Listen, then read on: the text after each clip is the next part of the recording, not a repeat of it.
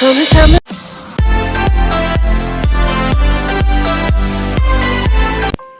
स्वागत करती हूँ आप सभी का मैं सरिता सोनी अपने चैनल इंडियन यूट्यूबर सरिता प्रियतम प्यारी। तो आज आप सबको एक बहुत अच्छी कहानी बहुत अच्छे टाइटल पे ले चलती हूँ। और इन सब के पहले मैं आपसे कहना चाहूँगी कि अगर उस अच्छी सी स्टोरी को आप श्रवण करना चाहते हैं, सुनना चाहते हैं, तो सर्वप्रथम हमारे चैनल में एंट्री करने से पहले चैनल को सब्सक्राइब करना बिल्कुल भी ना भूलें। चैनल को सब्सक्राइब करें, लाइक करें, बेल आइकन का ऑल वाला बटन ही प्रेस करें, जिससे मेरी आने वाली स्टोरीज़ ब्लॉगिंग वीडियोस आप सबके पास सबसे पहले उसकी नोटिफिकेशंस आ जाएगी। तो चलिए बताती हूँ आपको। आज की कहानी का मेन टाइटल है 16 श्रृंगार से जुड़ा औरत का चरित्र। आप सभी महिलाएं जानती होंगी, स्पेशली आज का जो ये कहानी और वीडियो जा रहा है, ये स्टोरी डेडिकेटेड है हमारी महिलाओं के लिए, वुमेन्स के लिए। हमारे समाज की जितनी भी नारी समाज है उन सबको मैं ये डेडिकेट करना चाहती हूँ।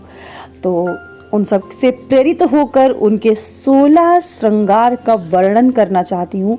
और 16 श्रृंगार कौन कौन से होते हैं आप सभी को शायद पता होगा, और जिन्हें नहीं पता है उन्हें पता भी चल जाएगा। तो 16 श्रृंगार से नारी मन के भावों पर व्याख्या आज मैं आप सबके साथ साझा करूंगी।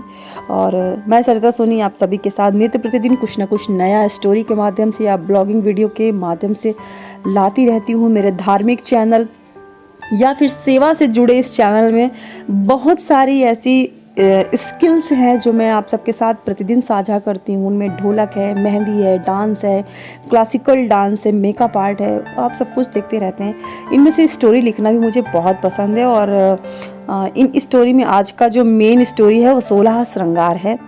तो यहाँ पर नारी की शक्ति, प्रेम, समर्पण, त्याग और बलिदान सब कुछ, एक बेटी की जिज्ञासा और माँ के उत्तर, मैं आज आप सबके साथ सचित्र वर्णन करूंगी इस बात का। 16 श्रृंगार पर माँ की भावनाएं। तो 16 श्रृंगार पर माँ की भावना बताती हूँ तुम्हें बिटिया रानी 16 श्रृंगार की आज कहानी। तो आप सबको पता चल चुका होगा ये कहानी का मेन सार क्या है, 16 श्रृंगार। तो चलिए कहानी को ज़्यादा देर न करते हुए शुरू करते हैं। बताती हूँ तुम्हें बिटिया रानी 16 श्रृंगार की आज कहानी। क्यों लगाते हैं मस्तक पर बिंदी। बेटी का प्रश्न है, माँ क्यों लगाते हैं मस्तक पर बिंदी। सूरज की भांति चमकते हुए अपने मस्तक के तेज से चमकाओगी अपने ससुराल के घर आंगन को। ये माँ का उत्तर रहा। बेटी ने पूछा बिंदी क्यों लगाते हैं, तो बिंदी का उत्तर माँ ने बखूबी अपने शब्दों को चयन करते हुए दिया। माँ बेटी का नेक्स्ट प्रश्न है, अगला प्रश्न है, क्यों लगाते हैं माँ आंखों पर काजल। माँ बोली बेटी ये काजल प्रतीक है आंखों की लज्जा, शीतलता। इसे लगाने के साथ ही तुम अपने से बड़ों को सम्मान हेतु देखोगी, सदैव अदब से और हाँ हर बुरी नकारात्मकता से बचाएगा। ये कवच की तरह घेरेगा तुम्हारे तन को। माँ अब बताओ मुझे मेरी नाक की नथ के बारे में। माँ बोली नथ प्रतीक है तुम्हारी चंचलता पर सामंजस्य बिठाने का। तुम्हारी हर अच्छाई बुराई हर परिस्थिति पर तुम सदैव ठहराव रखोगी, इस चंचल मन को समझा कर रखोगी। ये नथ प्रतिक्षण तुम्हें स्मरण करवाती रहेगी कि किसी भी क्षण रहना है, बल्कि मन इंद्रियों को सदैव समेट कर रखना है। तो यहाँ नथ के बारे में माँ ने अपनी बात को रखा है। अगला प्रश्न फिर माँ से पूछती है बिटिया रानी, माँ इस मांग टीके का क्या अर्थ है भला, इसे शीश पर क्यों लगाया जाता है।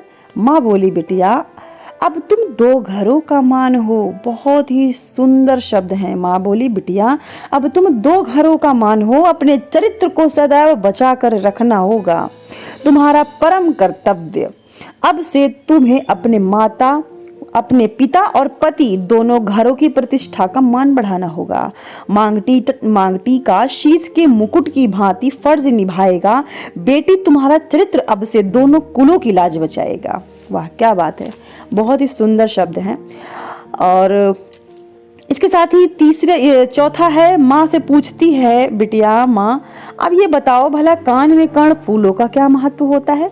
माँ बोली, बिटिया रानी कर्णफूल धारण करोगी जब कान में, भलाई बुराई सुनकर भी त्याग दोगी मन से। बस यही महत्व है बिटिया इन कर्णफूलों का। ये कहानी, ये पंक्तियां मेरे खुद की कलम यानी आत्मिक कलम सरिता सोनी के कलम से लिखी हुई है। और आप सबको कैसी लग रही है कमेंट बॉक्स में टिप्पणी जरूर कीजिएगा। बेटी बोली, माँ आप ये बताओ अंगूठी का भला क्या ही महत्व इन अंगुलियों पर। माँ बोली, बेटी ये अंगूठी तुम्हारे गृहस्थ पर छोड़ेगी एक अमिट सी छाप। ये निशानी है पति और पत्नी के हृदय को जोड़ने की राह। बेटी बोली, माँ भला पैर में बिछिया का क्या अर्थ? ये तो मात्र एक छल्ला सा जान पड़ता है। माँ बोली, बिछिया छल्ला नहीं है मात्र, ये जीवन पर्यंत छल कपट से तुमको बचाएगा। बेटी बोली, माँ इस पायल का क्या पैरों में महत्व? माँ बोली, बेटा पायल मात्र पायल ही नहीं बल्कि तुम्हारे जीवन के सौभाग्य का प्रतीक है। इसके घुंघरुओं की ध्वनि तुम्हारे घर की बरकत को बढ़ाएगी, साथ ही साथ तुम्हें ये स्मरण भी कराएगी ठीक उसी भांति जिस तरह माता लक्ष्मी श्री हरि के चरणों में रहती हैं। बेटी बोली, बहुत सुंदर भाव माँ। माँ ये बताओ हाथों में कड़ों का क्या महत्व? माँ बोली, बेटी बड़ा सरल सा महत्व है। इन्हें धारण करते ही अपने आप कठोर और कर्कश वाणी से किसी का दिल न दुखाना। माँ बाजूबंद का क्या महत्व है? माँ बोली, बेटी बाजूबंद मात्र एक बात का प्रतीक है कि इसे धारण करने का अर्थ सिर्फ इतना कि आज से अपने पति की कमाई पर सदैव खुश रहना है तुमको, ये ध्यान रखना। धन्यवाद माँ, मैं सदैव याद रखूंगी। माँ ये बताओ ये कमरबंद क्यों धारण की जाती है? माँ बोली, बेटी कमरबंद पहनना सरल भाषा में बड़ी जिम्मेदारी का प्रतीक होगा। जी माँ। माँ ये बताओ अब गजरा भला क्यों धारण करूं? अरे बिटिया गजरे की सज्जा केस में होती है। हमारा सनातन शास्त्र कहता है धार्मिक अनुष्ठानों में सदैव गजरा सकारात्मक खुशबू का प्रतीक है। माँ गले के हार का भी कुछ महत्व बताएं। माँ बोली, बेटी हार धारण करने का अर्थ है कि आज से तुम अपने पति की हर परिस्थिति, वो हार हो या जीत, उसमें ही राजी होना सीखना पड़ेगा। साथ ही साथ हार तुम्हें हर परिस्थिति में हंसना सिखाएगा, वो सकारात्मक हो या नकारात्मक। माँ मेहंदी का भला क्या महत्व? बेटी मेहंदी की लालिमा जैसे हथेली पर वैसा ही वातावरण ससुराल में तुम लाओगी। साथ ही साथ ये लालिमा तुम्हारे पति के प्रति तुम्हारी श्रद्धा भाव और निष्ठा भी झलकाएगी। माँ अब ये बताओ मांग में सिंदूर का भला क्या अर्थ? बेटी ये सिंदूर तुम्हारे सौभाग्यवती जीवन का अत्यधिक महत्वपूर्ण गहना है। इसे धारण करते वक्त ईश्वर से प्रतिदिन प्रार्थना करनी होगी ये तुम्हारे साथ जीवन पर्यंत रहे, तुम्हारा जीवन साथी, जिससे तुम्हारा पति दीर्घायु जीवन जिए। माँ अंत में ये बताओ मंगलसूत्र का भला क्या महत्व? आखिर इसका इतना महत्व क्यों दिया जाता है समाज में? बेटी इसे धारण करते ही तुम्हारी ऊर्जा को ये बनाएगा। इसकी ऊर्जा का बखान क्या ही कहूँ बेटी, तुम सारी जिम्मेदारी जीवन की सरलता से निभाओगी। आज के बाद ये मंगलसूत्र तुम दोनों के भाग्य को एक कर देगा। सबसे बड़ी और अहम बात, मंगलसूत्र तुम्हारी शादी को प्रत्येक बुरी नजर से बचाएगा। तो ये रहे एक माँ और बेटी के आपस के संवाद, जिसमें 16 श्रृंगार के अति महत्वपूर्ण अर्थ बताए गए हैं। आप सबको कैसे लगे हैं कमेंट बॉक्स पे जरूर बताइएगा। नारी के लिए श्रृंगार इन्हीं बातों की आवश्यकता या महत्वता को दर्शाता है जो मैंने आप सबके समक्ष रखी है। आजकल के समाज में वेस्टर्न कल्चर को अडॉप्ट करने की एक होड़ सी लगी हुई है, लेकिन मजाल है हमारा कल्चर, हमारी संस्कृति, हमारा ट्रेडिशन, उसके टक्कर में, उसके कंपैरिजन में वेस्टर्न कहीं मात्र भर उसके शायद रज का भी कण बन पाता।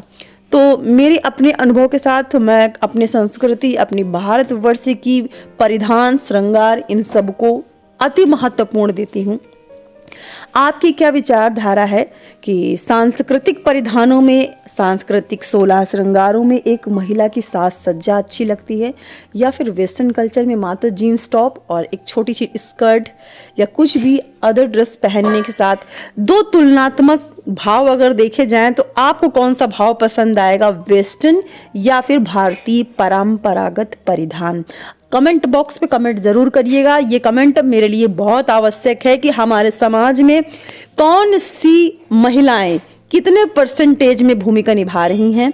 मुझे भी ये जानना थोड़ा सा एक कह सकते हैं दिलचस्पी है मेरे अंदर ये जानने की, क्योंकि मेरा अपना तो परिधान या श्रृंगार वो परंपरागत भारतीय परिधानों को लेकर ही रहा है। आप क्या पसंद करती हैं या फिर आपके लिए क्या महत्वपूर्ण है, जरूर टिप्पणी कीजिएगा। और हमारे चैनल में नए हैं तो चैनल को सब्सक्राइब करना बिल्कुल भी ना भूलें। वीडियो को अधिक से अधिक शेयर करें जिससे हमारे भारतीय परिधान, भारतीय श्रृंगार की साज सज्जा और महत्वपूर्णता सबको पता चले। तो मिलती हूँ नेक्स्ट ब्लॉग में, नेक्स्ट वीडियो में, नेक्स्ट स्टोरी के साथ, नेक्स्ट हुनर के साथ। जय श्री राधे कृष्णा, बाय बाय।